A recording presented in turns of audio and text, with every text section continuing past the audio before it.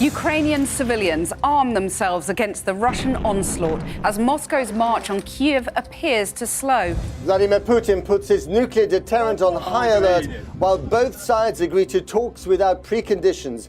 The United Nations says more than 500,000 people have now fled Ukraine. We're on the border witnessing the painful goodbyes of thousands of refugees, leaving husbands, fathers and sons behind. NATO is afraid of World War III, but it is already started. And these are Ukrainian children who are there taking the hit.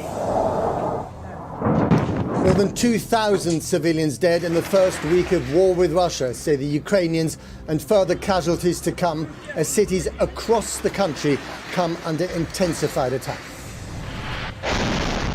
For the past 15 months, the eyes of the whole world has been set on the war in Ukraine, a European conflict unprecedented in scale since World War II. But what I like to focus on is the fact that as a young person living in Poland, the largest receiving country of Ukrainian refugees since 2022, I have seen firsthand the devastating ramifications of our mishandling for the promise of peace has left on profound individuals and on societies across borders. If there's anything I bared witness to during my time volunteering at my school-run refugee center, it is the fact that conflicts are the most significant man-made and at the same time most easily preventable disruption to our global progress towards achieving all of the SDGs. For one, close to 2,000 educational centers have suffered from bombing and shelling since the conflict began, while UNICEF reports that more than 5 million children have their educations disrupted by the war in Ukraine. On a more global scale, 120 million metric tons of planet heating pollutions can be attributed to the first annual year of the war, while CNN predicts that more is yet to come with the reconstruction of Ukraine.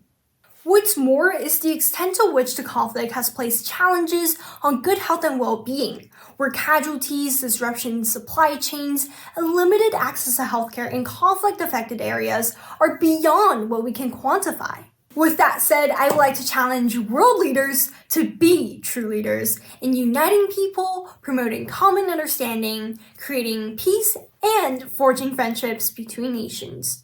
To make this a reality, we have to ensure that the prime purpose and ultimate goal behind all dialogues, mediations, and diplomacy must be set on collective development and interconnection between nations on a global scale.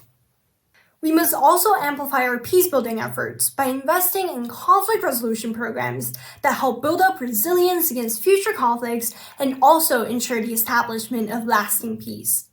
Leaders, it's time to look beyond our differences and focus on what it takes to fulfill the promise of the SDGs by 2030, because what is at stake here is larger than our differences.